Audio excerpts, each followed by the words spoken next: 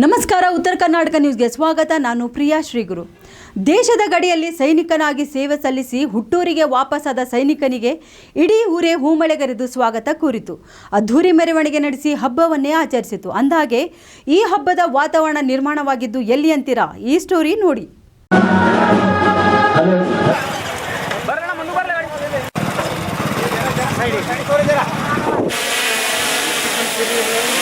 ಎಲ್ಲ ಮಿಷನ್ ಇರುತ್ತೆ, ಯಾರು ಬೇರೆ ಬೇರೆ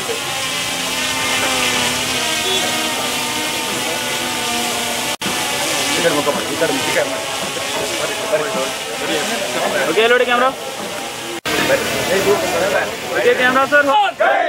ಜೈ ಜವಾನ್, ಜೈ ಜವಾನ್, ಜೈ ಕಿಸಾನ್. ಎಲ್ಲೆಂದರಲ್ಲೇ ರಾರಾಜಿಸುತ್ತಿರುವ ತ್ರಿವರ್ಣ ಧ್ವಜಗಳು, ಒಂದೇ ಮಾತರಂ ಎಂದು ಘೋಷಣೆ ಕೂಗುತ್ತಿರುವ ಯುವಕರು, ತೆರೆದ ವಾಹನದಲ್ಲಿ ಜನರತ್ತ ಕೈ ಬೀಸುತ್ತಿರುವ ವೀರಯೋಧ, ಈ ಎಲ್ಲ ದೃಶ್ಯಗಳು ಕಂಡು ಬಂದಿದ್ದು ಕಲಬುರಗಿ ಜಿಲ್ಲೆಯ ಆಳಂದ್ ತಾಲೂಕಿನ ಪಡ್ಸಾವಳಿ ಗ್ರಾಮದಲ್ಲಿ. 40 ವರ್ಷಗಳ ಕಾಲ ಭಾರತೀಯ ಸೇನೆಯಲ್ಲಿ ಸೇವೆ ಸಲ್ಲಿಸಿ ನಿವೃತ್ತರಾಗಿ ತವರಿಗೆ ವಾಪಸ್ಸಾದ ವೀರಯೋಧ ಸಿದ್ದರಾಮ ಮುನ್ನೋಳಿ ಅವರನ್ನು ಗ್ರಾಮಸ್ಥರೆಲ್ಲರೂ ಸೇರಿ ಅದ್ಧೂರಿಯಾಗಿ ಸ್ವಾಗತಿಸಿದರು. ನಗರದ ತುಂಬೆಲ್ಲ ತೆರೆದ ವಾಹನದಲ್ಲಿ ಭವ್ಯ ಮೆರವಣಿಗೆ ನಡೆಸಿ ದೇಶಾಭಿಮಾನ ಮೆರೆದರು.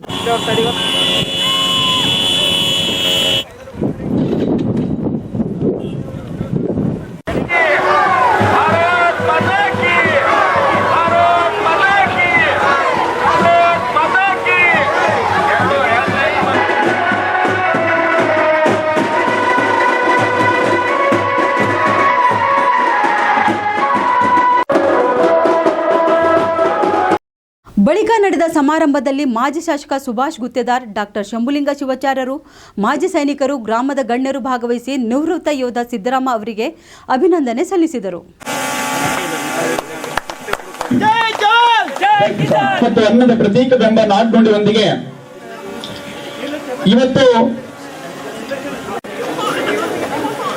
ಸಸಿಗೆ ನೀರು ಹಾಕುವುದರ ಮೂಲಕವಾಗಿ ಈ ಕಾರ್ಯಕ್ರಮ ನೆರವೇರಿಸಲಾಗಿದೆ.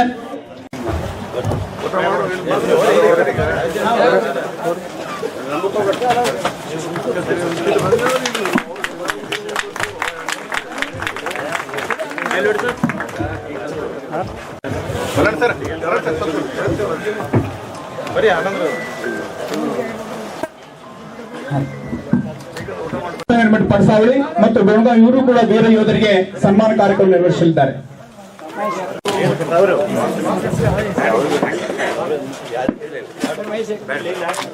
ಷಡಸ್ಥಲ ಸಂಬಂಧಿಯಾಗಿ ಯುವ ಮುಖಂಡರು ಹಾಗೂ ಬಿಜೆಪಿಯ ಸಕ್ರಿಯ ಕಾರ್ಯಕರ್ತರಾಗಿರ್ತಕ್ಕಂಥ ಚಿತ್ರ ಹುರೋಳಿ ಅವರು ಕೂಡ ಸನ್ಮಾನಿಸಲಿದ್ದಾರೆ.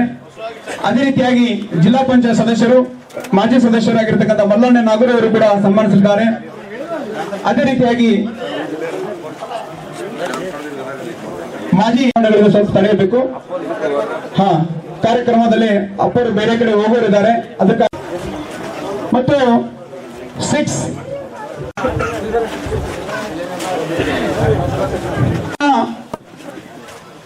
ವೀರಯ್ಯ ಸ್ವಾಮಿಗಳವರು ಕೂಡ ಇವತ್ತು ಪಡ್ಸಾವಳಿ ಗ್ರಾಮದಲ್ಲಿ ಪಡ್ಸಾವಳಿ ಗ್ರಾಮಸ್ಥರಿಂದ, ಪಡ್ಸಾವಳಿ ಗೆಳೆಯರ ಬಳಗದಿಂದ, ಸಮಸ್ತ ಗ್ರಾಮಸ್ಥರಿಂದ ಸಿದ್ದರಾಮ ಮುನ್ನೋಳಿ ಅವರಿಗೆ 40 ವರ್ಷ ಅವರು ದೇಶದಲ್ಲಿ ಸೇವೆ ಸಲ್ಲಿಸಿ ಬಂದಿದ್ದರಿಂದ ನಾವೆಲ್ಲ ಅದ್ದೂರಿಯಾಗಿ ಅಭಿನವ ಶ್ರೀಗಳ ಹಸ್ತ ಮುಹೂರ್ತದಿಂದ ಬೈಕ್ ರ್ಯಾಲಿ ಮುಖಾಂತರ ಸ್ವಾಗತ ಮಾಡಿ, ಆಮೇಲೆ ಊರಲ್ಲೆಲ್ಲ ಗ್ರಾಮಸ್ಥರೊಂದಿಗೆ ಮೆರವಣಿಗೆ ಮಾಡಿಕೊಂತ ಸ್ವಾಗತ ಮಾಡಿ ಇಲ್ಲಿ ಅದ್ದೂರಿಯಾಗಿ ಇವತ್ತು ಕಾರ್ಯಕ್ರಮ ಆಚರಣೆ ಮಾಡಿದ್ದೀವಿ. ಇದಕ್ಕೆ ತಾವೆಲ್ಲ ಊರಿನ ಗ್ರಾಮಸ್ಥರು ಹಾಗೂ ಗೆಳೆಯರ ಬಳಗ, ಇನ್ನಿತರ ಗ್ರಾಮಸ್ಥರೆಲ್ಲ ಬಂದು ಹರಿಸಿದರು. ನಮ್ಮ ಮಾಜಿ ಶಾಸಕರು ಸುಭಾಷ್ ಗುತ್ತೇದಾರ್ ಅವರು ಬಂದು ಸೈನಿಕನಿಗೆ ಅಭಿನಂದನೆಗಳನ್ನು ಸಲ್ಲಿಸಿದರು. ಈ ಸಂದರ್ಭದಲ್ಲಿ ಈ ಕಾರ್ಯಕ್ರಮಕ್ಕಾಗಿ ಶ್ರಮಪಟ್ಟಿದ್ದಂಥ ಎಲ್ಲರಿಗೂ ಹಾಗೂ ಪತ್ರಕರ್ತರಿಗೂ, ಎಲ್ಲ ಬಂಧುಗಳಿಗೂ ನನ್ನ ಅಭಿನಂದನೆಗಳನ್ನು ಸಲ್ಲಿಸ್ತೇನೆ.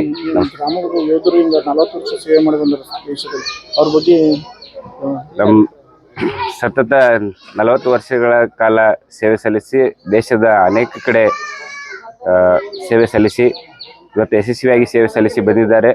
ಒಂದು ರಾಷ್ಟ್ರಪತಿ ಅವಾರ್ಡ್ ಮತ್ತು ಯಾವುದೇ ಒಂದು ಪನಿಷ್ಮೆಂಟ್ ಆಗದೆ ಯಶಸ್ವಿಯಾಗಿ ಸೇವೆ ಸಲ್ಲಿಸಿದ್ದಾರೆ. ಇದು ನಮಗೆ ಹೆಮ್ಮೆಯ ವಿಷಯ.